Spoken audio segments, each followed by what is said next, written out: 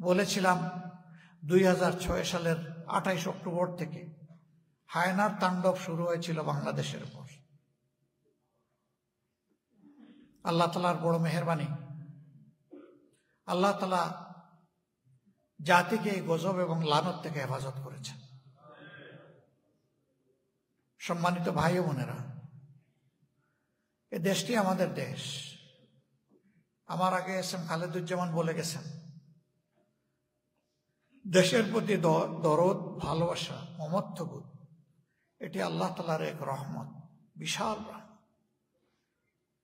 নবী করিম সাল্লাল্লাহু আলাইহি ওয়াসাল্লাম মক্কা মুআজ্জমা থেকে যখন মদিনাতুল মুনাওয়ারায় হিজরত করছিলেন, তার উটের দুটি পা, সামনের দুটি পা মদিনার বর্ডারে চলে গেছে, পিছনের দুটি পা মক্কার সীমানার ভিতরে। লাগাম তিনি শক্ত করে টেনে ধরলেন, দাঁড়িয়ে গেল উট, ফিরলেন তিনি পিছনের দিকে, কেঁদে দিলেন, হায় মক্কা, তোমার সন্তানেরা আমাকে থাকতে দিল না।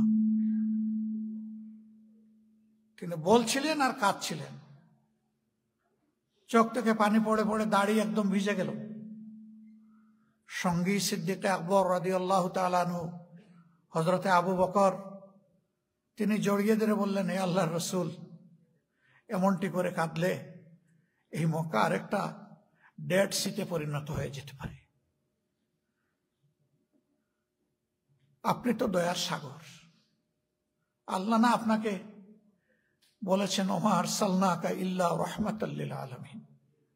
ওরে নবী, তোমারে তো আমি সমস্ত সৃষ্টির জন্য রহমত হিসাবে পয়দা করেছি। আল্লাহু আকবার, আল্লাহু আকবার। আমরা সেই প্রিয় নবীর উম্মত, দরখাস্ত করে হইনি, আমাদের মায়ার মাবুদ আমাদেরকে মেহেরবানি করে সেই উম্মত বানিয়েছে। আলহামদুলিল্লাহ। চিন্তা করুন, সেই নবীর কলিজায় মোচড় লেগেছে তার জন্মস্থানের জন্য। আপনার আমার লাগবে না? অবশ্যই লাগবে। এই জন্য দেশের যখন কোনো ভালো কিছুর খবর আপনারা পান, আমাদের চাইতে আমি বিশ্বাস করি আপনারা বেশি খুশি হন। আর যখন কোনো মন্দ বার্তা আপনাদের কানে পৌঁছে, আমরা যতটুকু বিষণ্ণ হই তার চাইতে বেশি বিষণ্ণ আপনারা হন। বলবেন, এটা কি আমাদেরকে খুশি করার জন্য বলছেন? Of course not. আমরা সেখানে থেকে থেকে থিতু হয়ে গিয়েছি, দেখতে দেখতে অনেকটা আমরা সহনীয় হয়ে উঠেছি। কিন্তু বাইরে যারা, তারা চিন্তা করেন, এ আমার জন্মভূমি, এ আমার প্রিয় দেশ, যেখানে আমি, আল্লাহ তাআলা আমাকে পয়দা করেছিলেন, শৈশব কেটেছে, মানুষ হয়েছি, লেখাপড়া করেছি, খেলাধুলা দৌড়াদৌড়ি করেছি, কর্মস্থলে গিয়েছি, আমার হাজারো সাথীদেরকে রেখে এসেছি, আত্মার আত্মীয় প্রিয়জন আপনজনকে ফেলে এসেছি। আজ তারা কিভাবে আছে, কোন পরিবেশে আছে? তারা কি নিরাপদে আছে, নাকি তাদের উপর কোনো খড়গ নেমে এসেছে?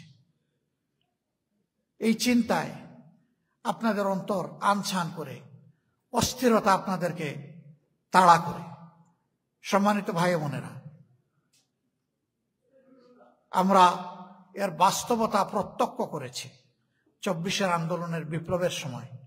দুনিয়ার দেশে দেশে যেমন ঢাকার রাজপথে আওয়াজ উঠেছে গুলিকে উপেক্ষা করে, তেমনি দেশে দেশে রাজপথে একই আওয়াজ উঠেছে, রাস্তায় রাস্তায়।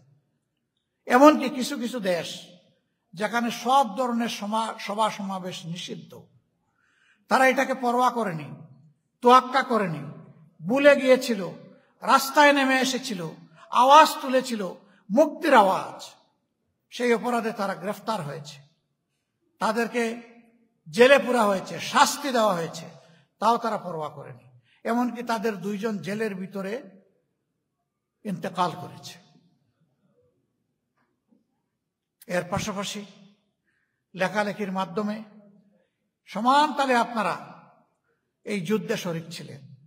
শেষ পর্যায়ে এসে একটি কঠিন সিদ্ধান্ত নিয়েছিলেন যে আত্মীয় স্বজনকে, দেশকে, আমাদের ফেলে আসা জিন্দেগির দীর্ঘ সময় আমরা এখান থেকে অর্থ পাঠিয়ে, রিমিটেন্স পাঠিয়ে আমরা সহযোগিতা করেছি। আজকে দেশ বাঁচানোর জন্য, এই জালিমদের চাকাকে স্থবির বন্ধ করে দেওয়ার জন্য, স্তব্ধ করে দেওয়ার জন্য আজ থেকে আর আমরা রিমিটেন্স পাঠাবো না। আপনাদেরই সিদ্ধান্ত জালিমের পায়ের তলার মাটি সরিয়ে ফেলেছিল, কুরসি তরতর করে কেঁপে উঠেছিল, যার কারণে হাত জোড় করে প্রবাসীদের কাছে বলতে বাধ্য হয়েছিল, আমাদেরকে ক্ষমা করুন, আপনারা রিমিটেন্স পাঠিয়ে দেশটাকে বাঁচান। কিন্তু কুমিরের মায়া কান্না আপনাদেরকে বিভ্রান্ত করতে পারেনি। আপনারা আপনাদের সিদ্ধান্তে অটল ছিলেন, মজবুত ছিলেন। এই সব কিছু মিলেই তো পরিবর্তন এসেছে।